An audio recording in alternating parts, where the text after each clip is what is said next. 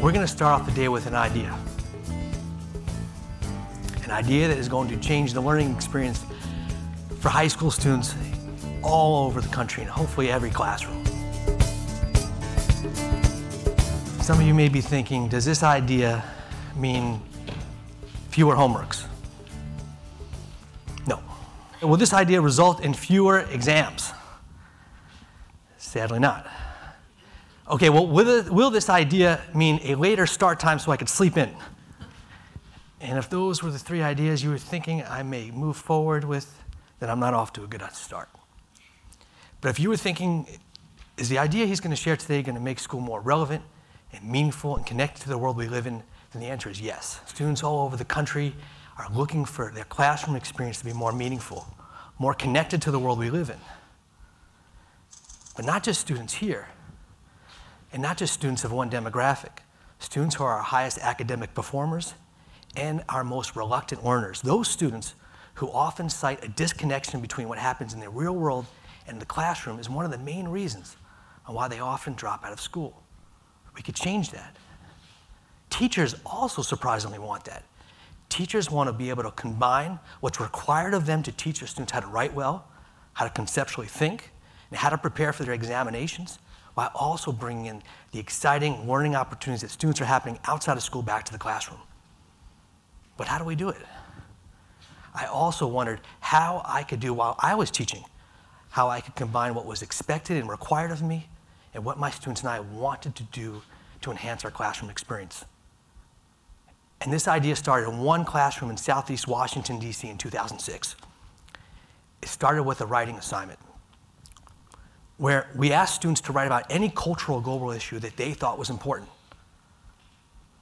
So for the first time in all the assignments I had ever issued to my students, it was the first one where I wasn't telling students what to write about. I was asking students to tell me what they know about the things they think were important, instead of having students tell me about the things that I thought I was teaching them. And for the first time, I saw students using the rubrics and formatting guides to the lesson who never previously used them. And I saw students more engaged in this writing project because they were writing about themselves. And there was that big news flash, fascinating. Teenagers are interested in things about themselves. But yet we never conceptualized that as a teaching tool in classrooms. And then the flicker of this idea started to brighten. Because students not only were interested in the writing, but they were interested in reading each other's writing for the first time. They were interested in learning about the issues their peers felt were important, the countries their classmates traveled to, visited, or lived in, or the local issues that their classmates and friends had strong positions and perspectives on, and they wanted to share their own.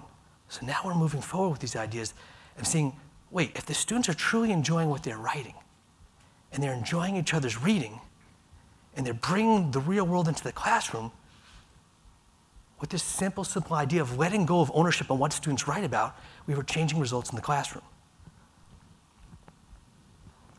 And as students started to become more excited because they were teaching us about what they know, what they want to learn about, all these opportunities that young folks, including those in the audience today who are spending their weekends, their summers, their vacations, not sitting on couches playing video games, although many are, but more young teenagers today are learning about important global issues than any youth generation before.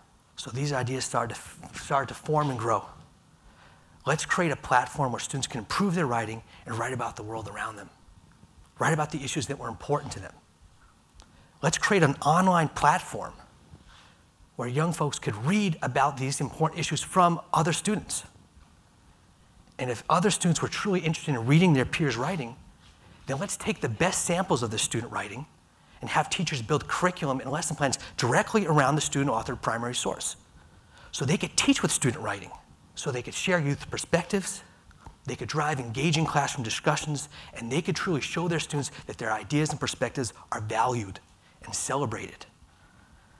And these ideas grew from one classroom to one project to one program to the organization One World Education. And where it started in one classroom in 2006, in 2012 we're working in hundreds of classrooms across the country and working in most of them right here in the capital region.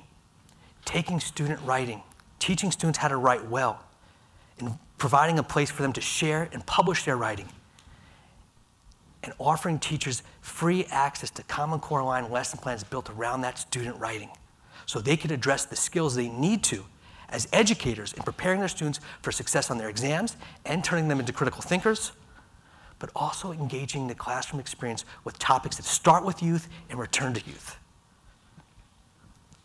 And over those past few years, thousands of students have shared their writing with the organization. And some of those speakers are here today. Students have shared writing on topics as diverse as young folks exploring their African heritage, cyberbullying, human rights in Haiti, being a teen immigrant, or childhood obesity, to name just a few of the reflection topics that students have published on our website. You see, you take important topics like that, and for somehow, if you're an educator and you tell students that we're going to learn about these important global issues by turning to page 580 in your textbook, or by reading literature written by a PhD professor at a university far away from where your students live, somehow that's just not cutting it. Somehow those sources just aren't exciting our students. We need to think differently.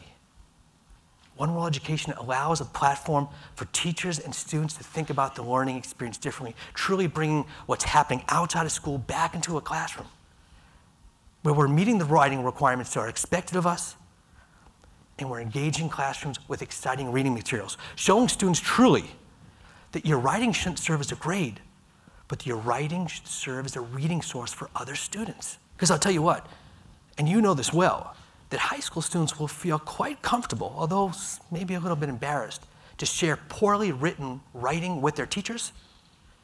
They won't do it if they know it's going to be read by their peers and classmates.